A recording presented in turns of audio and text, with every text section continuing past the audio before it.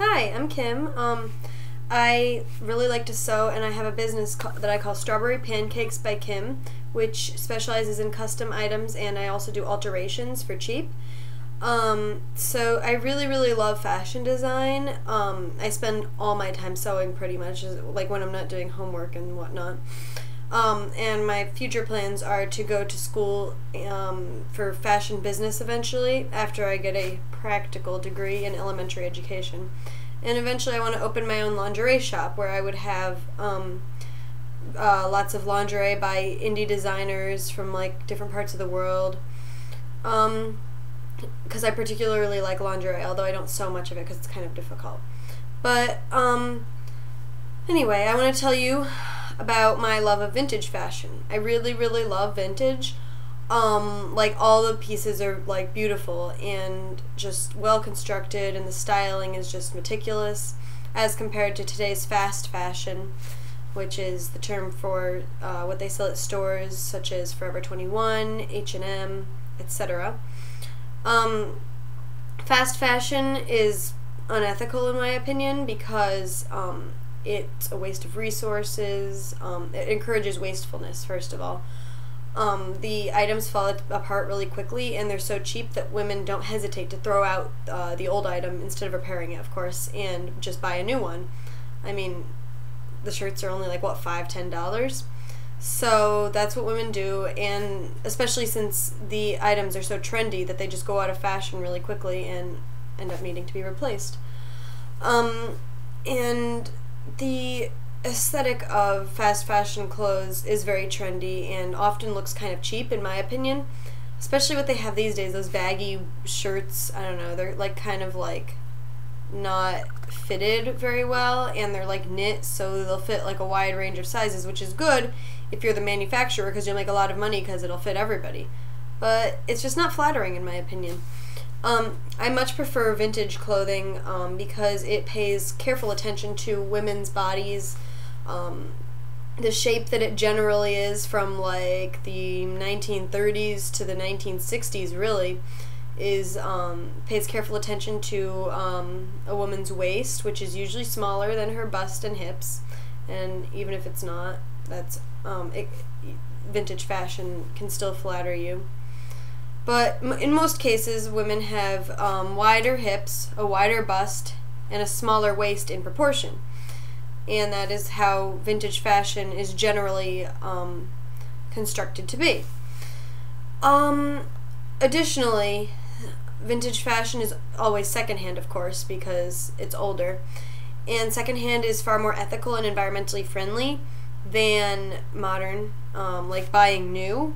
Even modern, like, secondhand, like something that was made last year, worn by somebody and donated to a thrift shop, is far more environmentally friendly because instead of buying an entirely new garment that's just been made, you're recycling, you know.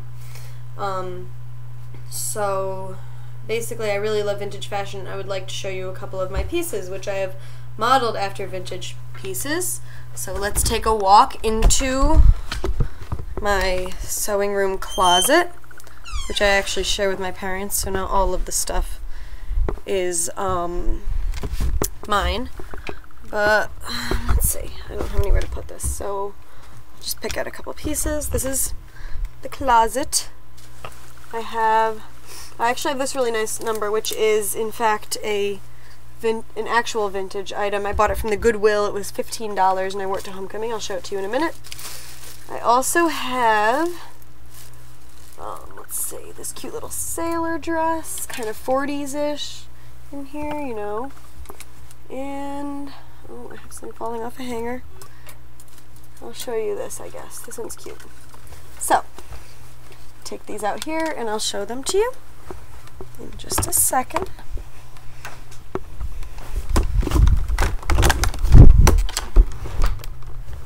Alright, so first and foremost, I have a genuine vintage item. I'm not really sure how old it is. I'm actually going to guess it's 80s because it's in such good shape and uses modern sewing techniques. I actually had to replace the zipper, as you can see, because the zipper was broken on the original one and I dyed it pink because it was originally white.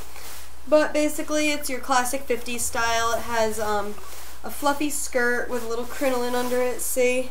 If you wait, no, you can't see that. There we go. Crinoline. And like a cinched waist, which actually has a ribbon belt around it, which I've got here. And then like a fitted top with spaghetti straps, which is a very classic sort of 50s silhouette, cinched waist, foofy skirt, you know, form-fitting top. Alright, now here I've got two things that I've made. This is very 40s, although it still is, it's like a mix of 40s and modern if you ask me. But it basically has, as you can see, the cinched waist, the wider skirt, and a fitted top, and then it's got this cute little sailor collar. Nautical was big in the 40s because of World War II. A lot of people were, you know, sailors in like World War II, like their husbands were. So the trend like picked up. This is another good example of foofy skirt, very wide, yeah, and the cinched waist at the natural waistline, and the accentuation of the bust with this gathered thingy and spaghetti straps. So these items are all sundresses and just regular dresses that make me think of vintage items and good archetypes of said vintage items. So anyway, this video is getting kind of long, and I appreciate your watching. I hope it was informative and interesting, and I hope that I've swayed you to buy vintage, or at least secondhand, and to stop being controlled by the fast fashion stores like Forever 21 and H&M and Zara. And thank you for watching.